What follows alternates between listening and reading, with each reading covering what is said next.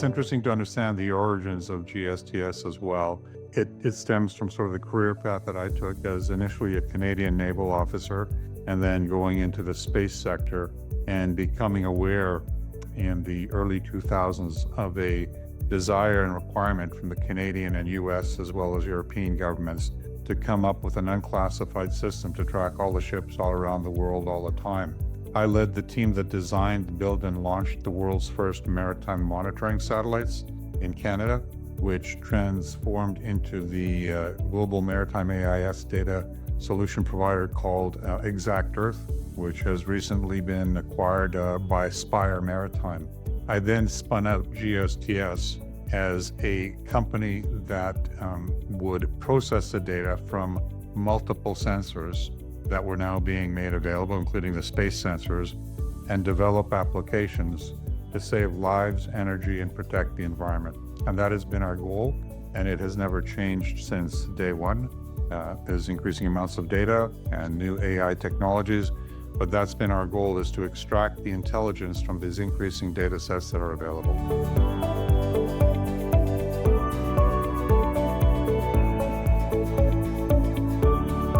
Take a look at the broader picture, which is actually risk management.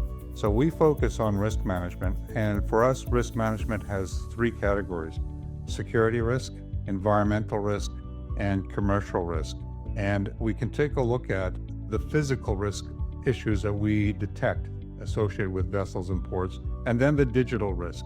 And so we take a look at, in the digital transformation, the protection of the data that we collect and the intelligence we provide. We don't provide data to users. We provide intelligence that has been processed from the data we ingest, which we clean and process to provide risk alerts associated with physical activities. So there's the physical element of risk management and then the digital element of the risk management.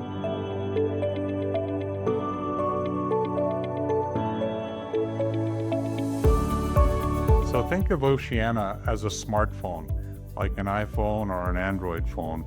And so, first of all, we ingest data from over 20 sources at the moment. We have a rigorous security activity at the very front end that ensures that there are no risks entering our data pool or our data lake, and also that the data is valid. So we detect and throw out erroneous data that is meant to corrupt the system and cause incorrect training of our AI algorithms. Once we ingest that data, it's in a cloud-based architecture that we use.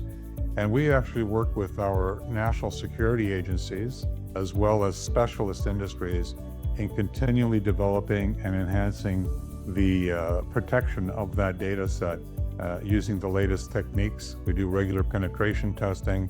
And so we have a very rigorous development of a cyber-secure data lake on which we process the data to provide intelligence, because again, we don't give data back to users, we give intelligence.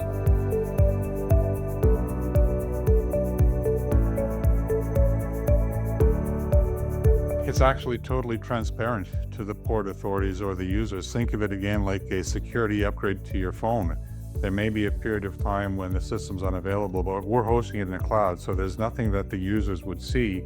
We simply put out a new release. We're on release 147 right now of OCIANA, and frequently in those releases there's a security upgrade. So there is no impact to the user. All that they do is they log in to access the intelligence that they require from OCIANA to determine the type of risks that they're interested in.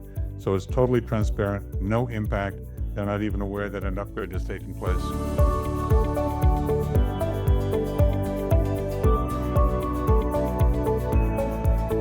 So remember, the satellites were launched for a national security perspective.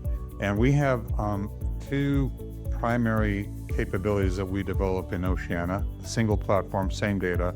One is respect to risk management, and one is respect to optimization for the supply chain.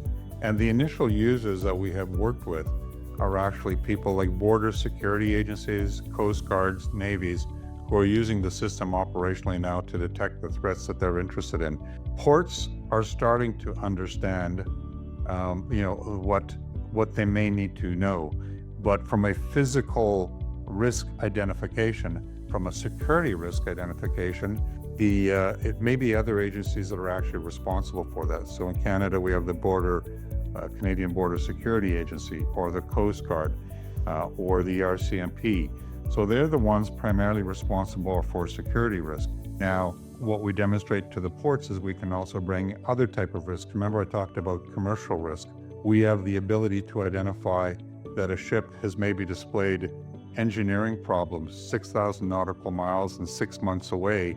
So prior to coming into your port, this vessel may pose a risk that it could run into a bridge and stop the commercial flow of goods. So again, remember that we do security risk, commercial risk, environmental risk, and the ports, as they take a look at the capability that we're offering, are starting to understand the type of risk profile that we can provide to them. And we're having ongoing discussions with a number of players, both at the ports and also at the International Maritime Organization.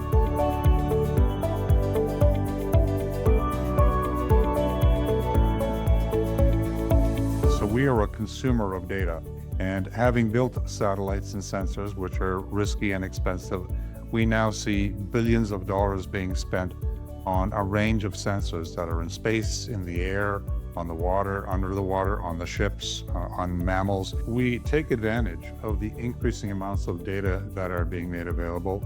Our focus is to develop artificial intelligence-based algorithms to extract the intelligence for risk management. And what we take advantage of are new AI tools. So we apply the tools that are appropriate to the data sets to extract intelligence that are required. We take advantage of the computing capability. So we have a cloud-based system. We're also taking a look at edge-based computing, where a system could be installed on board a vessel or a platform to do the risk analysis and provide it right there.